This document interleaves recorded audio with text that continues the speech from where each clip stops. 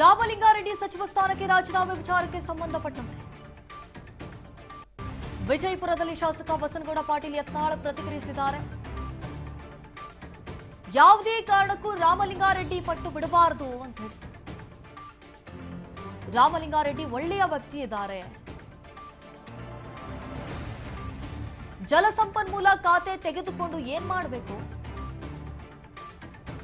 ನೀರಾವರಿ ಖಾತೆ ಉತ್ತರ ಕರ್ನಾಟಕದ ಸಚಿವರಿಗೆ ಕೊಡಬೇಕಾಗತ್ತೆ. ಹಿಂದಿನ ನೀರಾವರಿ ಸಚಿವರು ಖಜಾನೆ ಖಾಲಿ ಮಾಡಿ ಹೋಗ್ಬಿಟ್ಟಿದ್ದಾರೆ.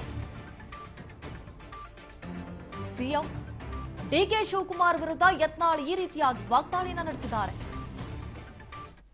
ಒಳ್ಳೆಯವರಿಗೆ ಕಾಲ ಇಲ್ಲ.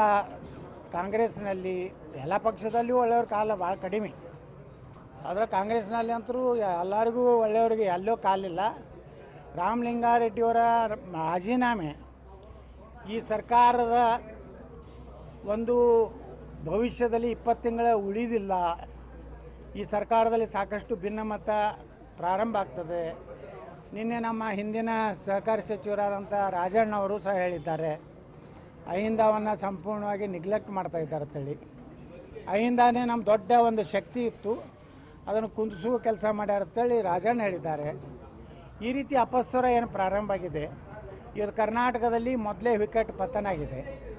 ವಿಜಯಪುರದಲ್ಲಿ ಮೊದಲನೇ ಹೋರಾಟ ಪ್ರಾರಂಭ ಆಗಿದೆ.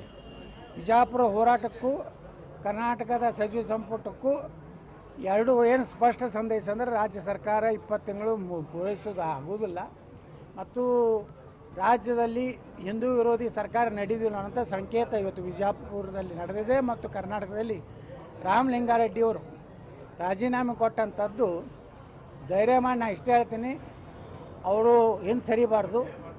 ರಾಜೀನಾಮೆ ಅಂಗೀಕಾರ ಆಗಬೇಕು ಮತ್ತು ಆ ನಗರಾಭಿವೃದ್ಧಿ ಬೆಂಗಳೂರು ನಗರಾಭಿವೃದ್ಧಿ ಅನ್ನೋಂಥ ಬಂಗಾರದ ಕಣಜ ರಾಮಲಿಂಗಾರೆಡ್ಡಿ ಅವ್ರು ಸಿಕ್ಕರೆ ಪಾಪ ಅಲ್ಲಿ ಬಡವರಿಗೆ ಬೆಂಗಳೂರಿನವ್ರಿಗೆ ಸ್ವಲ್ಪ ಭ್ರಷ್ಟಾಚಾರದ ಒಂದೇನು ದಾಹ ಇದೆ ಕಡಿಮೆ ಆಗ್ತದೆ ಅಂತ ನನಗೆ ಅನ್ನಿಸ್ತದೆ.